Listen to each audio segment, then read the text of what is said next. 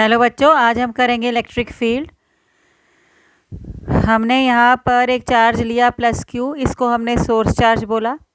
तो ये source charge के आसपास की वो स्पेस जिसमें कोई दूसरा चार्ज आके या तो फोर्स ऑफ अट्रैक्शन एक्सपीरियंस करेगा या रिपल्शन।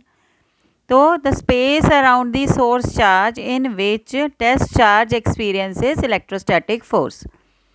तो ये चार्ज है हमारा सोर्स चार्ज, ये अपनी एक फील्ड बनाएगा जिसे हम इलेक्ट्रिक फील्ड बोलेंगे, जिसमें दूसरा चार्ज या तो फोर्स ऑफ अट्रैक्शन एक्सपीरियंस करेगा या फिर फोर्स ऑफ रिपल्शन एक्सपीरियंस करेगा। इलेक्ट्रिक फील्ड का फॉर्मूला है फोर्स अपॉन में टेस्ट चार्ज, और टेस्ट चार्ज बहुत ही छोटा होना चाहिए, इसलिए हमने यहाँ पर limits q not tends to 0 लिखा है। फोर्स के यूनिट होते हैं न्यूटन और चार्ज के यूनिट होते हैं कूलम, तो इलेक्ट्रिक फील्ड के यूनिट बने न्यूटन पर कूलम। तो हमने ये भी बता दिया कि test charge should be small, because अगर टेस्ट चार्ज जो है वो स्मॉल क्यों लेना चाहिए, क्योंकि अगर टेस्ट चार्ज स्मॉल नहीं होगा तो ये अपनी भी इलेक्ट्रिक फील्ड बना लेगा, इसकी भी इलेक्ट्रिक फील्ड, इसकी भी इलेक्ट्रिक फील्ड, तो दोनों की इलेक्ट्रिक फील्ड आपस में इंटरफेयर करेगी और हम एक इलेक्ट्रिक फील्ड को नहीं स्टडी कर पाएंगे। तो हमने एक ही इलेक्ट्रिक फील्ड, सोर्स चार्ज की इलेक्ट्रिक फील्ड को स्टडी करना है, तो दूसरे चार्ज की जो फील्ड है वो क्या होनी चाहिए, अप्रॉक्सीमेटली ना के बराबर होनी चाहिए। तो हमारा फोर्स का जो डायमेंशन होता है वो mlt-2 होता है और चार्ज का एम्पियर A इंटू टी होता है। तो ये हमारा डायमेंशन फार्मूला, A ऊपर चला गया, T भी ऊपर चला गया, mlt-3 A-1। ऐसा यूनिट तो हमने कर ही लिया है न्यूटन पर कूलम। अब electric field is equal to, हमने अभी अभी पढ़ के आए हैं फोर्स अपॉन में टेस्ट चार्ज। फोर्स का फॉर्मूला हमें कूलम्स लॉ से पता है, KQS का मतलब दो चार्जेस कौन कौन से हैं, एक तो सोर्स चार्ज है, एक टेस्ट चार्ज है। सोर्स चार्ज को मैंने QS लिखा और टेस्ट चार्ज को Q0/r² divided by Q0। Q0 से Q0 कैंसिल हो गया। इलेक्ट्रिक फील्ड का आपका फॉर्मूला बन गया KQS/r²। K तो आपको पता है 1/4πε0 होता है। तो यहाँ पर हम देख पा रहे हैं E is inversely proportional to r²। अब इस एक्सप्रेशन को आप E ऊपर है r² नीचे है तो इसे इन्वर्सली प्रोपोर्शनल पढ़ेंगे, तो हम बोलेंगे E is inversely proportional to r², या फिर हम इसको ऐसे भी पढ़ सकते हैं E is directly proportional to 1/r²। तो अगर हम इन्वर्सली प्रोपोर्शनल का ग्राफ बनाते हैं तो ये इस तरह से आता है, ठीक है, E और r² का। अगर हम E और 1/r² का इसे इनडायरेक्टली बोला है, डायरेक्टली का ग्राफ होता है हमेशा है स्ट्रेट लाइन। तो अगर हम डायरेक्टली पढ़ रहे हैं तो स्ट्रेट लाइन बनाएंगे, अगर इन्वर्सली बोल रहे हैं तो हम इस तरह से हाइपरबोला बनाएंगे। तो इस तरह से हम ग्राफ भी ड्रॉ कर लेते हैं। हमें इन्वर्सली प्रोपोर्शनल का भी ग्राफ ड्रॉ करना आ गया, डायरेक्टली का भी। इन्वर्सली का इस तरह से कर्व्ड ग्राफ बनता है और डायरेक्टली का हमारा स्ट्रेट लाइन ग्राफ बनता है। यहाँ पर आपको डायरेक्टली प्रोपोर्शनैलिटी दिखे तो वहाँ स्ट्रेट लाइन बना दीजिए, इन्वर्सली प्रोपोर्शनल दिखे तो आप इस तरह से ग्राफ को बना दीजिए। ये जो इलेक्ट्रिक फील्ड होती है ये रेडियल होती है। रेडियल क्यों होती है, ये हर डायरेक्शन से क्या दिखती है, सेम दिखती है। It is a radial field, it looks the same in all the direction. तो आपसे पूछा जा सकता है इसे रेडियल क्यों कहते हैं, ये रेडियल है कि नहीं है, तो ये रेडियल है और it looks same in all the direction. अब हम करेंगे कॉन्टिन्यूस चार्ज डिस्ट्रीब्यूशन।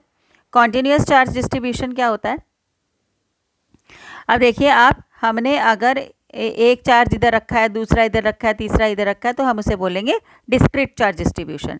कॉन्टिन्यूस है, पूरे उस पर फैला हुआ, तो ये कॉन्टिन्यूस चार्ज डिस्ट्रीब्यूशन है। सबसे पहले हम कॉन्टिन्यूस चार्ज डिस्ट्रीब्यूशन में पढ़ेंगे, ये लीनियर चार्ज डिस्ट्रीब्यूशन। ये एक वायर है, वायर के ऊपर हमने यहाँ पर पॉजिटिव कॉन्टिन्यूस चार्ज डाला हुआ है। इसमें से हम DQ चार्ज को काटेंगे, इतना पोर्शन हमने काट लिया, ये जो चार्ज था वो DQ था, और ये टेस्ट चार्ज जो है ये हमने Q0 मान लिया। दोनों के बीच में जो फोर्स होगी वो कूलम्स फोर्स के द्वारा हम ले लेंगे K, यहाँ पर Q0। ये जो छोटा वाला चार्ज है DQ जो हमने काटा है, हमने इसको वेक्टर फॉर्म में लिख लिया, डिवाइडेड बाय r³ r²। अब ये लीनियर चार्ज डेंसिटी है, लीनियर चार्ज डेंसिटी लैम्डा है और lambda is equal to dQ/dl होती है। तो यहाँ से हम DQ निकालेंगे, लैम्डा DL, और लैम्डा DL हम DQ की जगह पुट कर देंगे, तो हमारी फोर्स की वैल्यू आ गई K λDL/r³ r वेक्टर। ये हमने वेक्टर फॉर्म में ये लिख दिया है। अगर हम लैम्डा की बात करें, लैम्डा होता है dQ/dl, चार्ज के यूनिट होते हैं कूलम और लेंथ के यूनिट होते हैं मीटर। तो कूलम पर मीटर जो है वो लैम्डा के क्या आ गए, यूनिट आ गए। दूसरा है हमारा सरफेस चार्ज डिस्ट्रीब्यूशन। ये एक सरफेस हमने ले लिया, इसमें से हमने इस तरह से सरफेस काट लिया, इस सरफेस पे हमने चार्ज माना DQ, और ये हमारा दूसरा चार्ज है क्यू नॉट, तो दोनों के बीच में फोर्स होगी k d q, q not by r square. Vector form में लिखना चाहते हैं तो आप इसको वेक्टर फॉर्म में लिख लेना। और यहाँ पर surface charge density, line charge था तो हमने लाइन चार्ज डिस्ट्रीब्यूशन था तो हमने लाइन चार्ज डेंसिटी ली थी। यहाँ पर सरफेस है तो हमने सरफेस चार्ज डेंसिटी लेनी है। तो सिग्मा जो है वो D q by d S के बराबर है और डी क्यू हो गया सिग्मा डी एस, तो हमने यहाँ पर डी क्यू की जगह लिख दिया सिग्मा डी एस। सिमिलरली हम अगर 3D कोई ऑब्जेक्ट लेते हैं, उस पर चार्ज डालते हैं कॉन्टिन्यूस चार्ज, तो वो हो जाएगा हमारा वो वॉल्यूम चार्ज डेंसिटी के रूप में आएगा, वॉल्यूम चार्ज डिस्ट्रीब्यूशन।